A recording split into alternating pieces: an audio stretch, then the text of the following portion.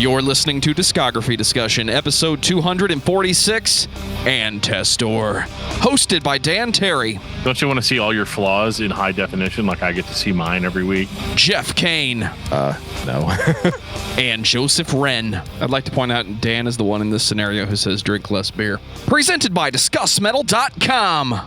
And if your true Antestor is sealed in solid amber, then you are ready for this episode of Discography Discussion. I am Joe. That is Dan. That is Geoff. Well, gentlemen. So I got that amber in a little locket. I mean, in a necklace around my neck. I don't have a locket, but it is the color of my energy. Whoa, right?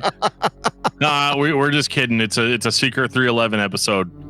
Not. Although I'd be fine doing it because I've seen I think I might have seen 311 more than I've seen any other band live. I just want to get this right out of the way. I'm down to do a 311 episode anytime you guys want to. Does any listener that is listening to the Antestor episode want us to talk about 311? If you do, send us an email, danandjoeshow@gmail.com. I'd be very interested to see how many people want that. Yeah, I'd be happy to talk about Omaha Styley all day long. I'd prefer to talk about how ongoing and dirging these records are. They're so dark, melodic, and laid back, almost like the entire room is wet. It just doesn't feel clean when listening to these albums. But the atmosphere, we have a word for that around here, don't we, Geoff? Yeah, it's moist. There you go. So half the Antestor fans just turned off the podcast. Thank you for that, Geoff. You know, let's try to keep it clean, boys. We got some folks here that aren't your normal satanic, we love evil, every time you see a cross, let's turn that guy upside down. Antestor is a band that, you put the cross back in the right position. No, I was gonna say if you turn the cross upside down on Antestor, they're just gonna take it, use it as a sword, and stab Satan in the heart. Maybe they will. They're not really that kind of band. So let's talk about it for a second here. All right. Antestor, and this is I apologize. I'm an American man from the Midwest, and so I know I should be saying Antestor. I should be saying that every single time with that same inflection, but because I'm from the middle of America, I'm just going to say Antestor, and I just want to apologize, if that bothers you, because you're going to hear it a whole bunch of times. Quick, Dan, say farty far. 44. I'm not from the coast. I'm not like the cars in the yard on Cape Cod. Yes. People just west of St. Louis are known for saying farty far, like they're from Fargo. Or what about Missouri? I never understood that one. Yeah. It's clearly an I at the end of Missouri. Anyway. Yeah, just like you're supposed to use the S in Illinois. Yeah. Everybody's like, shut up and talk about Antestor. Yeah, sounds good to me. The thing is that like this band is not like Horde, I guess, if there's any other way to put that. We were talking before we started recording about how these guys largely started what people like to call the unblack movement. And I'm the kind of guy that just I've just never liked the word unblack. I know it's like the word that you use when you're talking about like quote unquote Christian death metal. I'm sorry, Christian black metal. And you might want to do a record scratch on that one, Joe. When you're talking about Christian black metal, there are black metal fans that say, well, no, black metal by its very nature is evil. Therefore, calling it Christian black metal would be like calling it Christian satanic metal. And even the guy that coined the term unblack, Mr. Jason Sherlock, even him and I talked about it when I interviewed him on the Brutally Speaking podcast a while back. He said, yeah, you can't really call it Christian black metal though, because it just sounds stupid. But in my opinion, calling it unblack is equally stupid. Like I don't know. That's just my opinion. I know a lot of people call it that, but I just feel like we need a new word for it. Or maybe we don't. Despite how technically silly it is, it's identifying. When you say the word unblack metal to me, I know exactly what you're talking about. You're talking about a black metal band for Jesus. And back in the day, that's what a lot of people wanted. It was like a game. How absurd of a description could you insert into your band's genre? It became a competition of sorts, and just hearing you give that explanation in the beginning of the episode, it's 20 years in the past, guys. It's 2003. Dan is on godcore.com right now. What's the longest genre? Let's find out. Dan, can you remember what it was? Oh God, I don't even remember. They got pretty absurd back in the day. Yeah, I mean, there's so many weird variants to this. I went through an entire period of my life where I only listened to like unblack metal, and stuff like that, like the most underground stuff. Like I killed Joe's ears. I'd be like, listen to this, and I'd make him sit down in my car, and I'd pop something in, and I would turn it all the way up, even though it sounded like it was recorded on like a Tonka tape recorder. Yeah, because it was like a 4th gen bootleg recording. At 128 kilobits. Yeah, so I even ripped it in lower quality than I probably should have. That's funny. And like to get some of these bands' albums back in the day, you basically had to like find the band on like, I don't know, like MySpace, or even like older than that, like be part of some unblack metal like message board. And like every dude on those message boards was an unblack band, i.e. like they recorded all of their own instruments, programmed the drums, threw down some sweet Casio keyboard licks, and screamed like a dying calf into a toy microphone. And that was, for the longest time, that was unblack metal. And like, I'm not going to lie, some of those bands were pretty rad, but most of them were not. If I can, there's another band we're going to talk about that I think is pretty rad, that not everybody else probably thinks is pretty rad.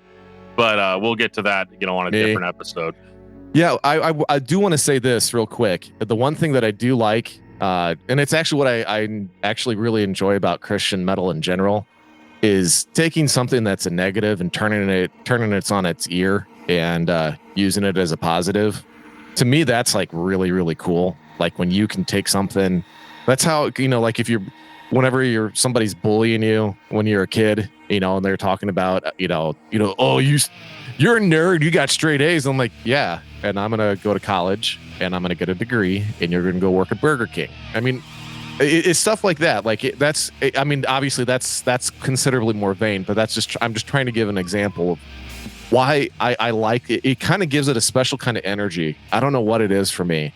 I don't necessarily, go out of my way to listen to Christian metal. It seems like Christian metal finds me. And that's even before I started hanging out with, you guys. It's because there's a lot of that, I always feed off emotion when I'm listening to music. And for whatever reason, there's just like a special, I don't like an extra pull at the strings in your soul when I'm listening to a lot of Christian metal. Now there's good and bad Christian metal. I mean, there's good and bad metal. I think the ratio of good to bad bands, if you're looking purely at the percentage, is about the same of good bands versus bad bands. Yeah, but I mean, I guess at the end of the day, I'm more inclined to listen to Living Sacrifice than their secular counterparts, for example. So you're saying the stigma of the music being bad because it has this word in the title, it feels good to see that get eliminated most of the time. Yeah, I mean, they're using it for something that's good instead of, putting something else down. They're just taking it and saying, this is who I am and this is, what we believe. And it's, it's so bizarre because I know so many people get on me about my, looking at me from a political aspect, and I don't like political things in my music. But here I am talking about how I like Christian metal, and I like religion in my music. That's because it's, for me, it's an emotional connection. That's what makes it better for me. Because it doesn't have to be, Christian metal. I mean, it could be anything. Like music that has a religious aspect to it seems to have a special pull for me. Whether it's hymns or chants or metal or anything. It's just a different pull for me. It's kind of it piques my interest a little more.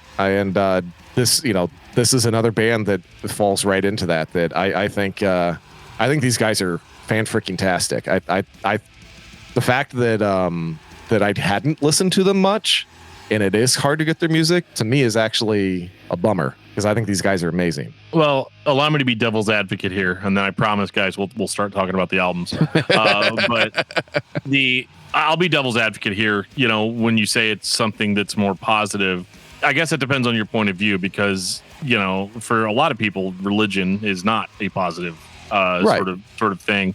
And I think that's where, some of the more like the general black metal bands are gonna have a problem with this, because this was their rebellion, and in their eyes it's a whole bunch of dudes that just stole what they were doing and tried to turn it around and make it more socially acceptable. And so I can understand that perspective. If you look at some of the mindsets behind some of the earliest black metal bands, this was their religion. I mean, this was in a certain sense their religion. The religion, right? No, I got you. Or the pagan roots, and wanting, because in other countries, and also even in America, Christianity kind of just came through like a wave and just wiped out people's cultures and their religious practices and their religious beliefs and things like that. And so I understand why there's something of a kind of a war, that is perceived. I think it's more perceived on the Christian band sides, though, because they've got kind of a persecution complex. And the only reason I'm saying this is because some of the Christian bands that played the style of black metal, I guess is the most politically correct way of saying it, is like their bands like Antestor, that they actually write real music that has like real emotion behind it, and there's more to it than just like, hey, we're a Christian band. They're a band that has Christian beliefs, but is also just like a great band. Yeah. Well, general. I guess maybe I should state it as it's the zealousness of it. Like, I love Heilung, and that is talking about like pagan roots and stuff like that. And it's all about, the Germanic and Norse history that's like kind of weaved into their music. They use traditional instruments. It's the sincerity and the zealousness of it that pulls me in. And it's part of why there were certain parts of punk that I didn't like as well. I'm never anti anything. So whenever somebody takes an anti stance, it bothers me a little more, and it kind of causes a disconnect for me. I'm about being inclusivity. That's more my thing. I want everybody to be together and happy and be able to share all of this. So whenever you're distributing hate, I don't like it. I don't like the hate. I hate the That's hate. Fair.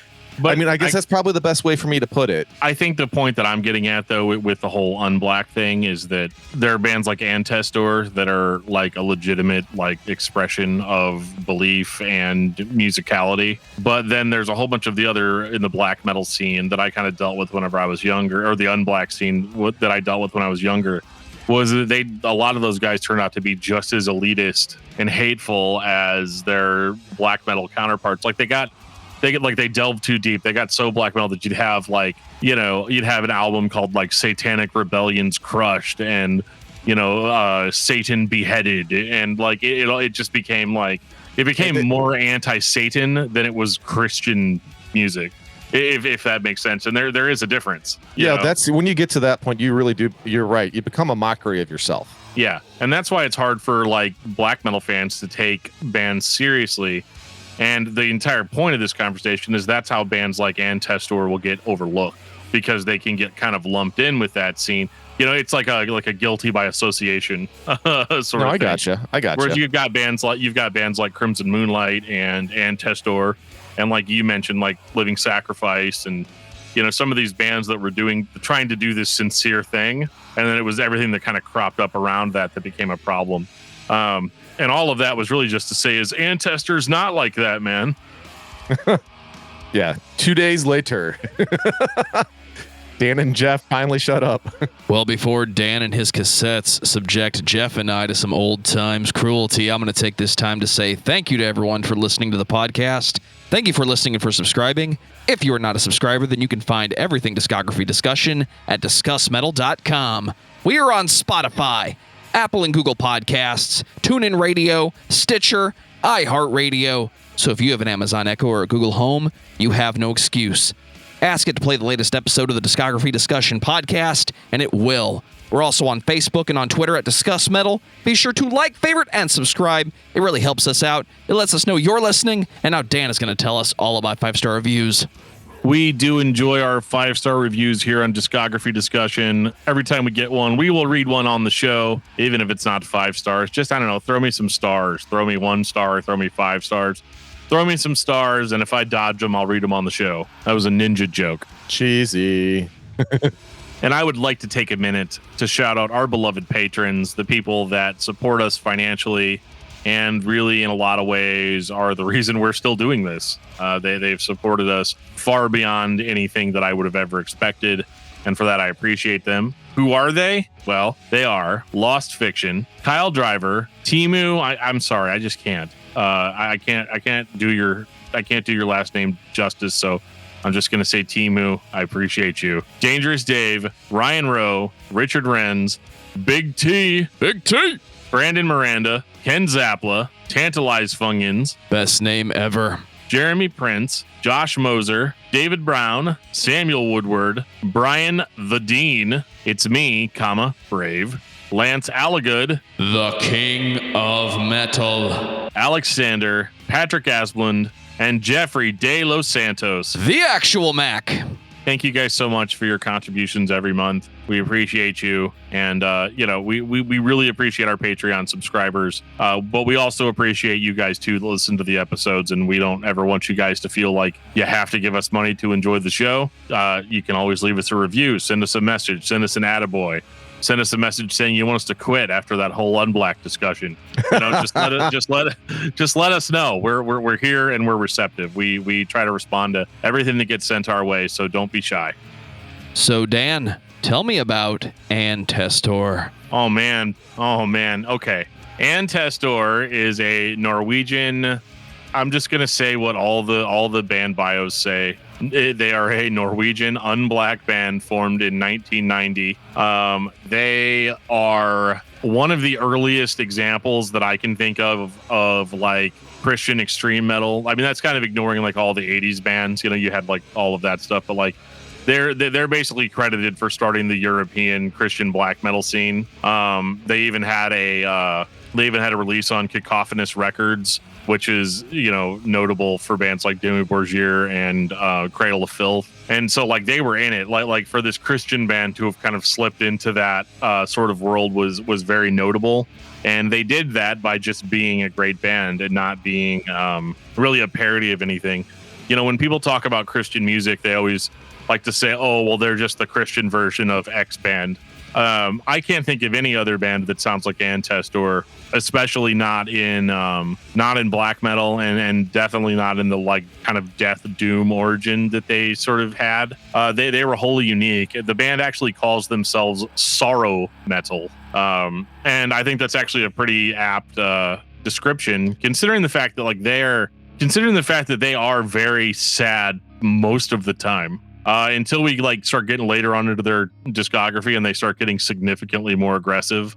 But the early stuff is just this sad, dreary sort of existence with like a little bit of hope at the end of the tunnel. And I think that they do that style better than anybody else does that style. It's the right mix of hope and absolute depression. And they came out pretty aggressive. Their first demo was called I believe their first demo was called The Defeat of Satan, and then they had another demo that was released after that called Despair. And so The Defeat of Satan was more of a, and I'm going to talk about this real quick because their first two demos were actually re-released as a compilation album in 2003 called The Defeat of Satan. They stuck with the cooler title. Good choice. Yeah. And I like talking about that because I heard it, a few years after I'd heard Return of the Black Death. And I thought it was cool because it's not really black metal at all. It's more like death doom with like some keyboards. So like, like Geoff music. It's so good. It's so good. The lyrics are kind of cheesy. However, this is early 90s European metal. It's not the fact that they were a Christian band that made their lyrics cheesy. It was just that these dudes are going to sit down and write some serious, death doom metal right now. And we're going to throw some keyboards over and it's going to be super, super cool. And they would get much, much more complex as they went on. They're one of the most important bands in this scene. They're a band that like, if you go, into a Christian metal forum and you say, hey, I want to hear a Christian extreme metal band, everybody's first going to say Mortification. But if they don't say Mortification and, they actually listen to good music, they'll say Antestor. I'm just kidding. Mortification's fine. I'm listening to I'm wearing a Mortification hat right now. Don't forget the coffee mug. Yeah, I got that too. I always underestimate how much black metal bands can be a breath of fresh air. The genre descriptors, the words that we use to describe what type of music we're listening to, sometimes they get misused. People say Opeth, they think death metal. Yes, at some point that was true, but was it really?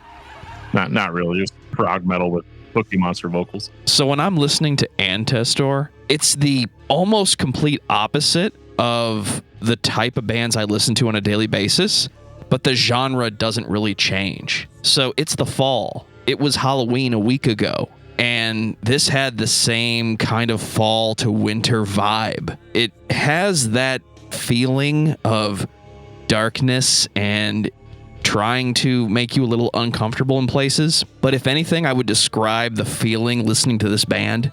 It's similar to a band like Ghost, where I know it's not trying to be the greatest thing ever, but it's trying to use sounds to make me feel more comfortable than I should when I'm listening to the music that is behind it. When you said you think of this as like a breath of fresh air, the first thing I started thinking of was like fall, and it's like the first like wintry mix, and the leaves are rotting, and there's mushrooms, and it's just, you know, that stale, like spore-filled air.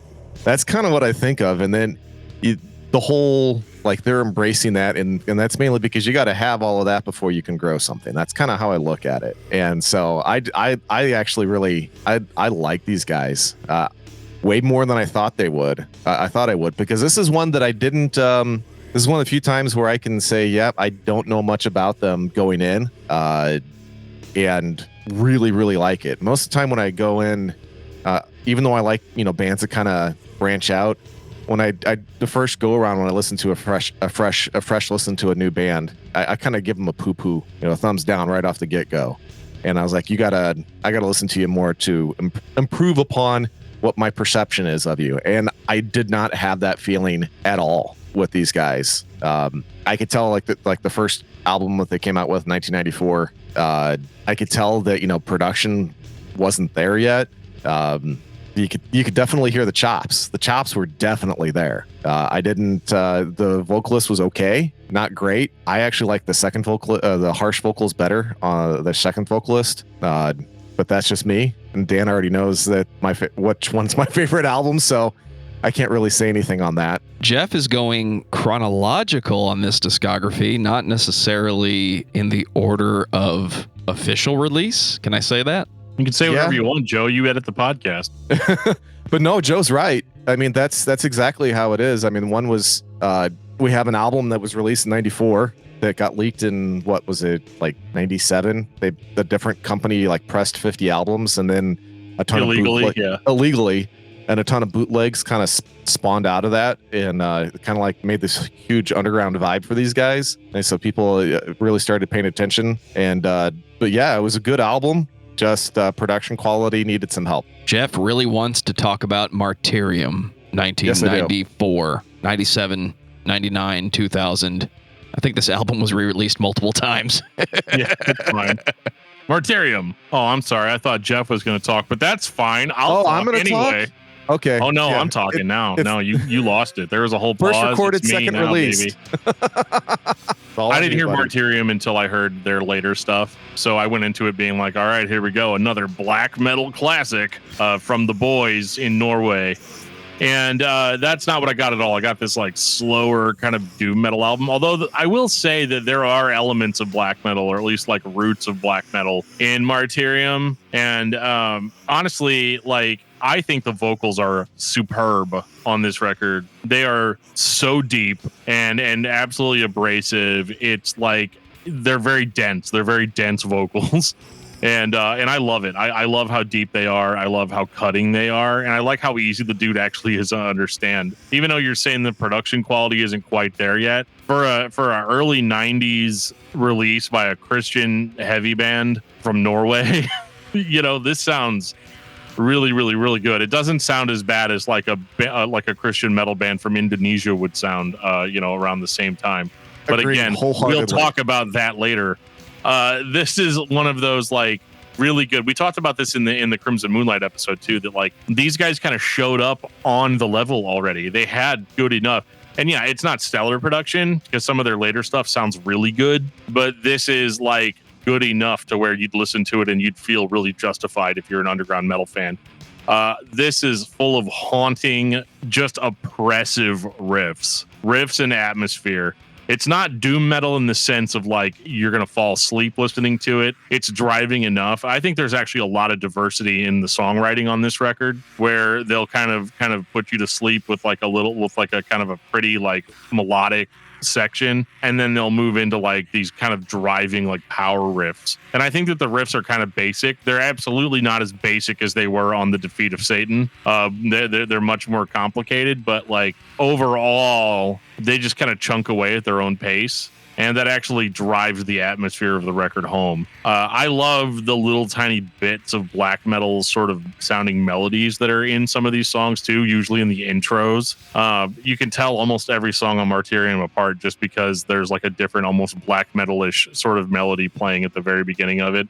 And then it kind of goes more into those like power riffs. I truly got some Black Sabbath vibes listening to this record. I think there's an alternate timeline or an alternate universe where heavy metal didn't change the way it did in the 70s with Judas Priest and the Motorhead influenced bands of the 80s and the 90s. I could see everyone locking into Black Sabbath, and then 20 years later, this is what metal would sound like. I could see how you would take that blues influenced diminished style and turn it into this, because it wasn't afraid to play slow, but the atmosphere is there. The idea is there to create this reverb saturated sound space. It's like you're standing on a cabin porch in the middle of a snowstorm and there's no end in sight. And this record just brings you down. This is how you're going to feel for the next 45 minutes. Oh, yeah. I mean, so I'm not the only one that listens to this band and like imagines being in a different place. Absolutely not. But like being in a different time, even a different season. I mean, it matches up pretty well now because it's in the fall, which is kind of why I chose this band for this sort of time period. But yeah, this is like you're going on a walk in the wintertime or even in the colder, autumn, and you're depressed, you're down about something. Speaking of depressed, did you guys hear the song Depressed? Because that song is incredible. It had the opening lyrics for that song, and they're actually sung. They're like clean sung by like a very even the clean vocals sound depressed. Like they're not trying to sound like anything polished or anything that like would make you feel good hearing it. And he just like in this kind of deeper register, he's just like fighting seems so in vain, weakened by my own brain. And it's just like that's pretty deep. This is not the Jesus that people probably think that they're going to hear from this band. It's very being depressed, not even being angry at anybody about it because it's your fault and like you're dealing with it. And those themes are going to follow this band throughout their career. But yeah, Depressed is probably my favorite song on the record. Yeah, it's because I think they're realists and not preachy. I think that's an important part. And you're right. It's actually shockingly easy to understand what the dude's saying, which is kind of unusual for me to actually pay attention to that. But it's actually because it's easy to understand what he's saying, which that doesn't normally happen with this type of band. The song Thoughts is really good too. Even though it's 7 minutes, just bear with me. It's a great song. Normally I don't like stuff like that. I mean, Martyrium's not afraid to mess with him. There's like at least like four songs that are above the 6 minute mark, and you don't really notice it. You get locked in with this album, and it's a great. If it's the first album you've ever heard by this band, it's a great start. If you started with the Defeat of Satan, you might find that one to get a little bit boring at times, whereas Martyrium kind of has developed from those kind of demo tracks to really pull the songs together in a way that works. Yeah, it's one of those things where you think, oh yeah, wow, they were really good out of the gates, and then you realize, no, they had been around for a long time, toiled for 4 years. This track was hidden for several years. They had multiple demos, before this. So by the time that this record does come out, they have an idea of what it is that they're looking to do. And I think that's part of why it's such a good, like, quote unquote, first album, is because they already have kind of figured out a direction that they're wanting to go with it. And I think they do a really good job of driving the point home. And that's pretty, you think of it as unusual, then you realize until these guys did already put in a lot of blood, sweat, and tears before this even came out. I mean, even before it was recorded, let alone it came out, because it came out technically several years later. Yeah, like it hadn't been unveiled to people. And I think it's a really important part of the puzzle, because if you start with the next record, Return of the Black Death, it's definitely it makes sense where this came from, because Return of the Black Death is, in my opinion, so on the level for black metal that I just couldn't see a band like that being their debut album. 1998. Yeah, this was like a light years better, in my opinion. This was actually the first album I listened to because I couldn't. Martyrium was not available on YouTube Music, and this was, so I thought this was the first one. And surprise, Geoff. Oh, yeah. Well, number one, I mean, I was able to understand. I kind of did some hunting and pecking, and I realized how much of a year's difference there actually was between Return of the Black Death and Martyrium. So this album, like, it blew me away the first time I heard it. I was like, holy shit, or poop. Whatever we want to say, it was surprising, it was amazing, and I was hooked. And like I said, I was not expecting that when it comes to, number one, I'm not a huge black metal fan normally, but for whatever reason, it just kind of rubbed me the right way. And I didn't even know going in that this was a Christian band. I just was like, okay, it's a black metal band that Dan likes because he has his black metal moods. And it, like Dan said, this is a very good time of the season for black metal in the northern hemisphere if you're not close to the equator. This was wow. I mean, I don't know what else to say. I was impressed right off the get-go, and it was a very easy second, third, and fourth listen for me, because I normally try to listen to all the albums at least 4 times. And so yeah, easy listen, and that doesn't always happen to be the case when it's a band that I've never heard before for this. When I'm listening to really good black metal, it sounds like the dark parts of a really good classical score. And now you're going to throw these throat-shredded vocals over the top of it, play some double bass. You can't feel good when you're listening to it, but there are so many other bands and records that try to make you feel worse than this one does. It's like it hits the nail on the head of what it feels like, to pardon the pun from the previous record. This is what depression sounds like to some people. And I think that's very effective, because it's not pushing you feel bad now because I have this recording of a chainsaw slicing people in two. Tony Danza, shout out to you and your electric boogaloo.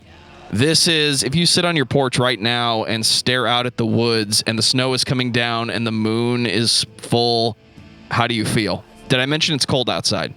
You feel like this, right? When I'm depressed, there's 2 records that I listen to. And I wouldn't recommend anybody else do this, because this by no means is me saying that listening to these records cures my depression. They literally just help me perpetuate it, I guess. I don't know. But there's 2 records to listen to. One of them is Transylvanian Hunger, and the other one is The Return of the Black Death, a record that for some reason I can't seem to say the name of correctly tonight. The Return of the Black Death is a very unique case of a record that was recorded to sound lo-fi, because that was kind of the direction that black metal bands wanted. But it's not so lo-fi that it's unlistenable, but it sounds primitive in a really good way. The instrumentation, except for the keyboards are like front and center on this thing, and they carry through a lot of it. And it's mostly just like tremolo melodies and throat shredding screams, but it's all done in such a, I don't know, like reduced aggression, reduced aggression. Is that a thing?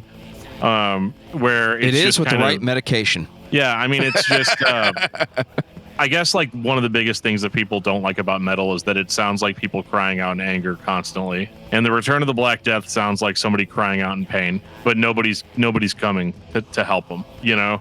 That's what this record does for me. And I remember, I have a funny story with this record is I actually did drive through a snowstorm while listening to this entire record. And that's an experience I'm never going to forget because it completely solidified everything about this record into one experience. Me and my buddy Mike, who was on the Opeth episode, we were driving. We had band practice for our old band, and we were driving down to our drummer's house, which is about a 48-minute drive, and he lives out in the boonies. He lives out where Geoff comes from, and so it was like it started snowing, and they said, people were like, maybe you should just leave your gear, at this place or whatever, and don't take it back to his house. And I remember I was Dan Terry, so I was like, no, it's fine. It ain't gonna be that bad. We'll just get in there, we'll dump our gear, and then we'll leave. It got really bad really fast. And we were driving, like we're driving on the highway, and it's like packed snow on the drive on the highway, and we're driving like real slow, like maybe 10 miles an hour, 15 miles an hour in little spurts, just to keep going. And the entire time the snow's still coming down. And me and Mike, you'd think we'd be upset about it, but we weren't, because we were listening to Sorg, and we were like really getting into it. And I think we were listening to Mike's copy of the CD. I finally did get a copy of this on CD, but it can be hard to find. Mike had to eBay it, and then years later I also had to eBay it. It's very hard to get a physical copy of, unless you buy the re-release of Kong's Blood, which you can buy from gotta remember where you can buy that from. Sorry, now it's really bothering me who did the re-release. Look it up, dude. You're sitting in front of a computer. Right. Pardon me for breaking the awesomely depressive mood of that conversation, but just pull up a fucking computer. It was going great until I couldn't remember the who re-released it. Kong's Blood. Nordic Mission. It was Nordic Mission. Okay, I'm gonna pick it up. Do it. Unless, of course, you bought the most recent re-release of the album, where they called it Kong's Blood, which was supposed to be the original name of the album, and that you can buy that on. You can buy that at. I already lost it. God, I'm so stupid. Is this important? Is it important to the story? No. Or unless you bought the re-release that came out a couple years ago. But that experience absolutely changed how I viewed this album, because the first time I heard it, I'm not gonna lie, I didn't get it, because I was still kind of young and didn't really understand what black metal kind of even was. But I was a young Christian kid, and there were some dudes that I was friends with online that were like, no, this Antestor album it's going to change your life. And it didn't. The first time I heard it. But it wasn't really until going through that experience that I was like, okay, I get it now, because I was worried and I was stressed out and a little nervous, and it's depressing to be out in the snow anyway. It psychologically affects you a little bit. And that whole experience put this album in perspective for me. And now it's one of my go-to albums. Like if I'm feeling down or whatever, I don't know, in a strange way, it kind of quantifies it, but there's light at the end of the tunnel, if that makes sense. Then they do a lot of really good on recording atmosphere. Like you hear a fire burning, you're cold and you start feeling hearing a fire burning. And if you're sitting there listening to it in your bedroom or something, you'll actually start to feel warm after hearing it. It's a really unique experience. No, I get what you're saying. I have an album that's like that. I mean, it's more doomy, mellow death kind of stuff, but Ghost Brigade's For One with the Storm, it is a really depressing album, but for whatever reason it kind of helps me bottom out and then bring myself back up and plateau and even just even keel. It does the exact same thing for me, so I totally get what you're saying. It's a different type of music it's a different type of metal that does it for me, but I totally get the vibe and the emotion that you're talking of, on where something that most people would listen to that and go, wow, that's really depressing. And you're like, it is, but I can still see the beauty in it, and I can still relate with it, and it touches my soul, and it makes me feel better because of it. Yeah. Yeah, I mean, totally. And I totally get what you're saying on that, because that's exactly that's how I am with Ghost Brigade. Actually with multiple of their albums, kind of probably like how you are with multiple of these Antestor albums. I mean, it's hard to explain it to somebody who doesn't feel in that way. It's something special about it that just allows you to heal your soul. Hey, Geoff, I have a surprise for you. Yeah. It's 2005. Oh, boy. We're talking about The Forsaken. Yep. Okay. Oh, Favorite man. album. No question. Saw that It's not coming. Close. Not close at all. Sometimes I think I can predict when Geoff is going to have his favorite album. Sometimes I'm wrong. This week, it was pretty easy. The Forsaken kicks off with those melodic, operatic, we're off in the corner vocals. I feel like somebody once was recording an album called, what was that called, Dan? Watershed, and said, this is a great idea. And as soon as the double bass kicks in, I said, this is Geoff's favorite. I know. I feel like this is one of those times when I just know. This is that line I said earlier about genre names being misused. This is one of those times where, is it really black metal? Or is it just really atmospheric death metal? The early records in Opeth's discography would tell me this is just melodic death metal. I don't care what the answer is, by the way, because this album is so fucking good. I'm going to try to tackle that the best I can. Hut 1, Hut 2, hike! Hey, what, did you guys hear that? Is that the genre police outside? So, it's black metal. I'll answer that question for you right off the bat. This is not melodic death metal. This doesn't sound like At the Gates. This doesn't sound like Old In Flames. You know, it doesn't sound like what was that band that became terrible? Oh, I already said In Flames. Avatar. You know, like it doesn't sound like those bands. Is what I'm trying to say. My freak show smells great, by the way. Disgusting. But awful. The Forsaken is black metal, but like, and I hate to use this term because we've used so many contradictory terms in this episode. This is like commercial black metal or mainstream sounding black metal.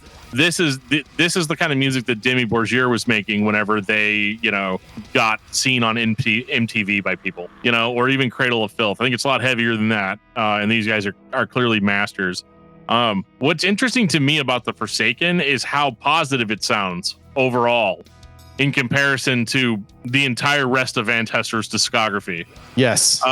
So like you almost have to think of it this way. The Return of the Black Death was like the night before, and the Forsaken is when you wake up the next morning with a fresh perspective. Because like in the Return of the Black Death, you're laying there dying in the snow. And then you actually wake up the next morning and Reborn. You suddenly have like a sled and an entire dog team, and you're like flying across that ice and the sun shining. It's still cold outside, you know, it's still intense, it's still in your face, but you're out to conquer it now. This is like the second half of the movie Iron Will. Yeah, you're about to go out and conquer what the source of the problem is, right? I mean, it's the devil, right?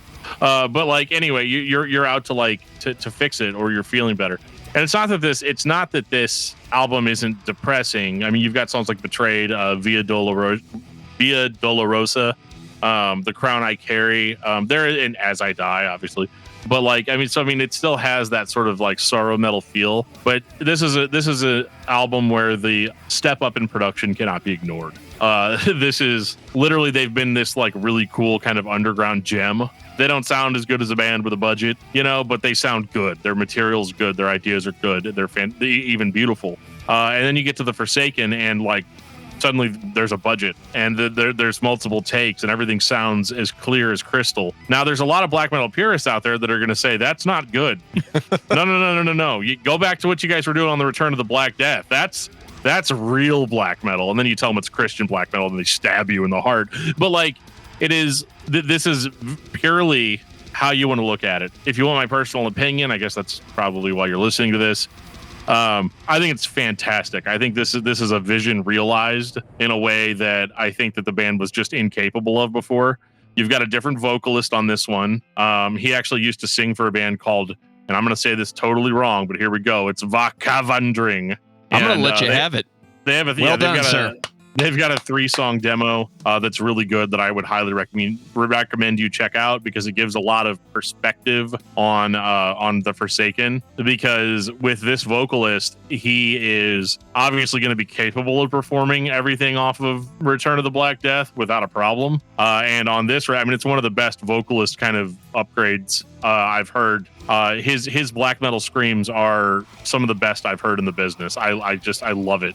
I even love the weird cleans he throws in, like in Rites of Death. Like it sounds so goofy, but it sounds so good. He's like transfer life into what's dead, the act of human playing God. Like it's and then of course that amazing guitar solo that plays afterwards. That's like really bouncy and happy and weird. And you like forget you're listening to Antestor for a second.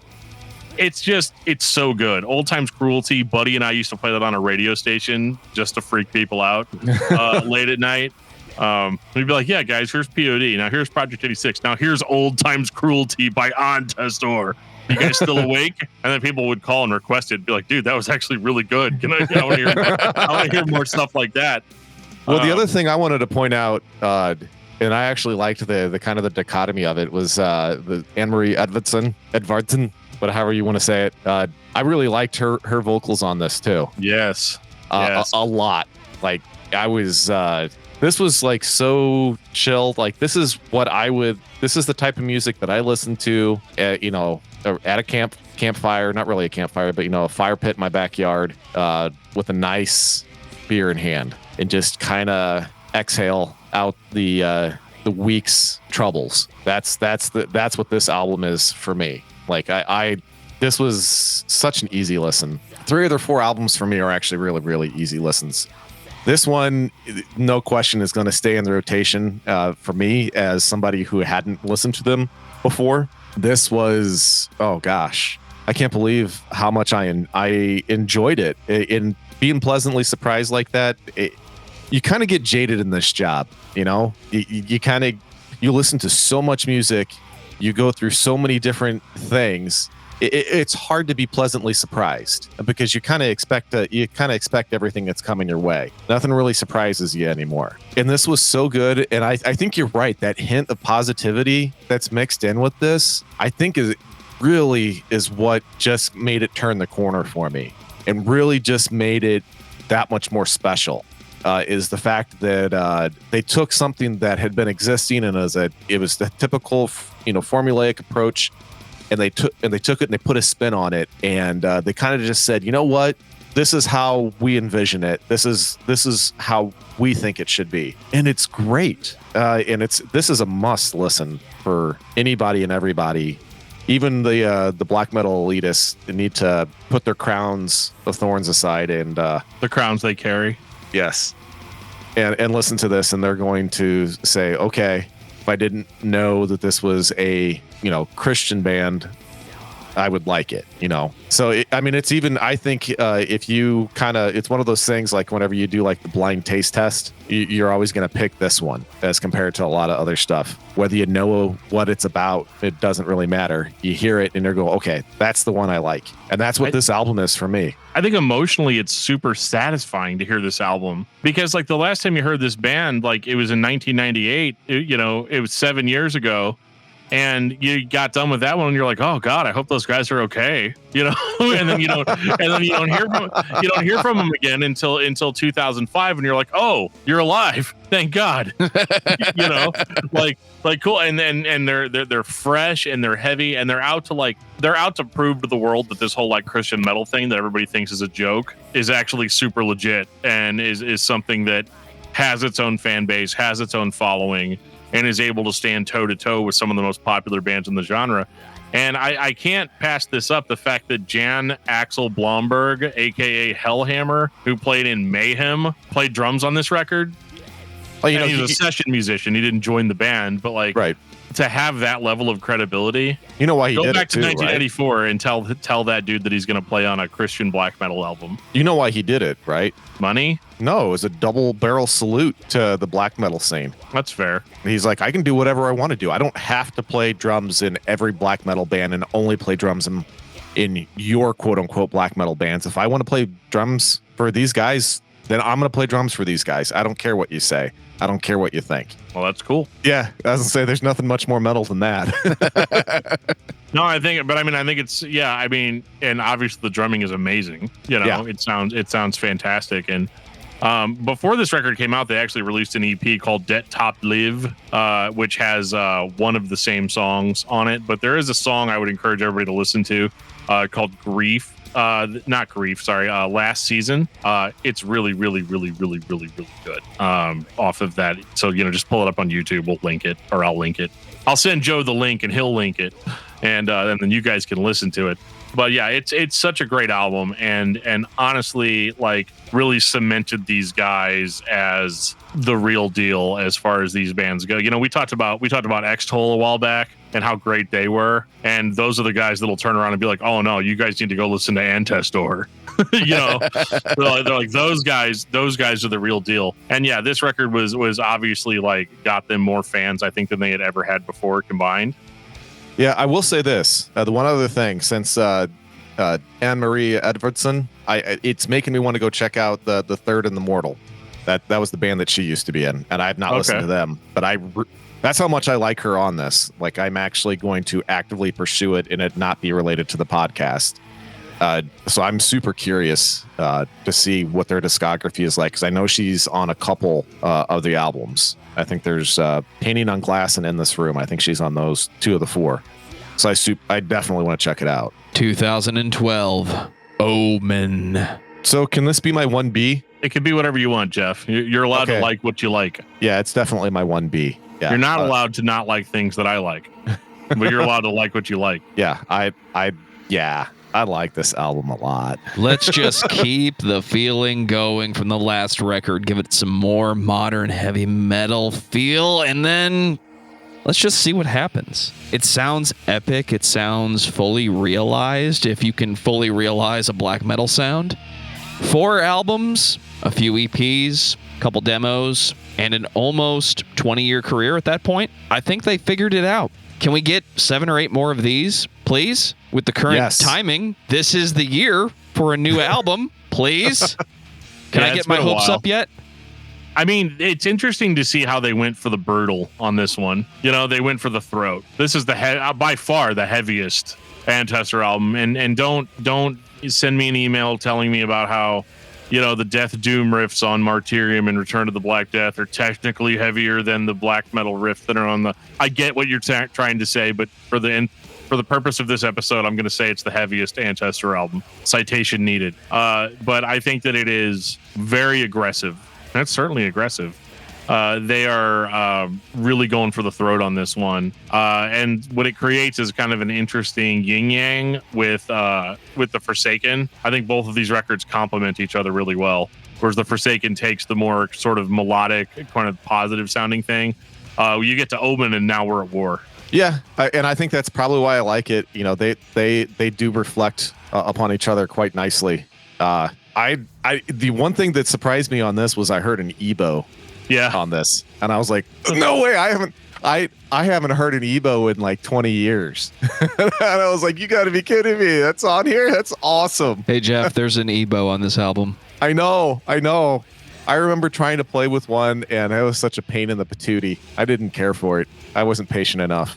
But yeah, I thought it was cool. Yeah, I think this absolutely is insane. And it's funny too, because like if you ask them and you ask if this was a black metal record, they'd say no. They'd say black metal's dead. And that there's we're just extreme metal now. And I think that is actually kind of true here. I think primarily it's based in black metal. The death metal energy and some of the riffing is definitely here. And I think that's what they mean, is that it's kind of more of a blend of styles. I have to admit, as much as I like this record, and this is what keeps it from being like my absolute favorite, just is the fact that it doesn't always have the atmosphere that we've been used to having from the band. This is a more straight ahead, just brutal assault, which, don't get me wrong, this guy loves to be brutally assaulted. But I'm just used to this band kind of making me feel a specific way. And again, it's not that it's not in there. Like if you listen to the song "The Kindling," that's got that's got all your atmosphere right there. That's classic Antestor on that song. Yeah, for me, All Towers Must Fall. I love that. Oh my God, that song. So good, so good. It's all good. Go out and buy it. Expletive. It's just, if you're on the fence because of the Christian thing, just don't be. Good music is good music. Final thoughts on Antestor, Geoff. A massive, pleasant surprise. Was not expecting it to be as good as it was, and I'm glad that it's as good as it was because it's going into my rotation. I mean, I don't say that lightly. So I wasn't expecting that at all. The fact that because I'm normally not a big black metal fan, I've made that known quite a few times on here. But they do a very good job of pulling it off. The Forsaken is 100% in the rotation for foreseeable future. So I really dig these guys. I hope they put out some more music. I don't know. They're not. I don't think they're officially disbanded or anything. They just take a very long time to put music out there. So I hope we get some more of it. Dan, what about you? All I got to say is it doesn't matter what album you pick or whichever one that you decide, is going to be your introduction to the band, but you need to just turn all the lights off, lay down on a couch, turn the air conditioning down to like 63 and just lay there with headphones on and listen to the album. And then you're going to get it. And it doesn't matter how much I try to convince you to get it or not. You're only going to get it by having an experience with it. So don't just listen to it, experience it. I think Antestor is one of my favorite bands from 10 to 15 years ago. I say that because they were one of the best bands when everybody was still talking about genres, when everybody was still talking about black metal, unblack metal, what it means to be a Christian band. And if we change this word, it changes the meaning of everything. And all of a sudden it becomes okay to play really dark music. I really don't think any of that shit matters. I think Antestor is trying to create an atmosphere and create a feeling, and they do it better than most of their contemporaries. How many movies can you name from the 70s and the 80s when they did the mountain man trope and the snowstorm kicks in and it feels hopeless because everybody's faces are chapped and they've got these giant coats on that they skinned from the elk and they're just trying to survive. Then the fire goes out. That's what Antestor is trying to do to you. They're trying to put you in that mindset of, yeah, it does feel hopeless, but it's not, right? So I really do think everyone should be listening to Antestor, because if you haven't listened to a good black metal band, you might be discounting what the style actually is. And it's a feeling. It's not a genre or a tempo or a pace. It's a dark feeling in the presence of an otherwise light situation. Joe, I now have to go watch Jeremiah Johnson because the description you gave about the 70s and 80s movies about mountain men and being stuck, that's the best one. You're not going to watch Call of the Wild, Geoff? Nope. Definitely going with Jeremiah Johnson. 100%. Love Robert Redford. I'll stick with Shadow of the Wolf then. There you go. Dan, what's your album of the week? Oh, man. I mean, I think this one's pretty easy. I gave it away already. But, yeah, 100%. It's Transylvanian Hunger by Darkthrone. I like listening to that album and then also listening to The Return of the Black Death by Antestor. So when I listened to one, I felt the need to listen to the other. Definitely two sides of two very different coins, but I still love it. Love all of it. Nice. Geoff, what about you? It's a surprise for me because it's grown on me quite a bit. Torn Arteries by Carcass. Oh, man. So good. Oh, it's so good. It's so good. Almost to the point where I'm like, you know what? Make it a veggie sandwich. Before we all got sent home for a year and a half, one of my favorite bands reunited to go on tour. They got to play 2 gigs, and I feel a little bit cheated that I didn't get to see them live one more time. But maybe I'll get another chance a few years from now. My album of the week is The Grand Pecking Order by Oysterhead. Nice. I was going to say, speaking of them, that's kind of how I feel about The Police, since we're going to, we're crossing drummers there. Exactly. Yep. Take us out, DFT. If you guys like this podcast and you'd like to give us some suggestions, some attaboys, critiques, or just have a general question or a suggestion of a band you want us to talk about on this podcast, You can send us an email at danandjoeshow@gmail.com. Note that it doesn't say and Geoff show, just Dan and Joe. We don't let Geoff read the email. You can reach out to us on Facebook at facebook.com/discography discussion. You can follow us on Twitter at discussmetal and also on Instagram at discussmetal. We have a Discord server that you can join. There'll be a link in the show notes that'll take you there where you can hang out with us all the time and fans of the show alike. We have a fun community there. And if you want to hang out with us once a month, you can absolutely do that by joining our Patreon. There will be a link in the show notes that'll take you to our Patreon. Anything you want to give helps. Do not feel obligated to do so, but we appreciate you if you do. And on that note, this has been episode 246 of Discography Discussion. Thank you for listening. You can like us on Facebook and follow us on Twitter at discussmetal. Subscribe to our podcast everywhere you listen to podcasts, including Google Play, Apple Podcasts, and Stitcher. Visit discussmetal.com for all things discography discussion. And please send questions and comments to danandjoeshow@gmail.com. If you are not a patron, you can become one at patreon.com/discussmetal. We have some sweet perks. Give me your money. $1 a month gets you into that exclusive album review feed. The truth walks by our side.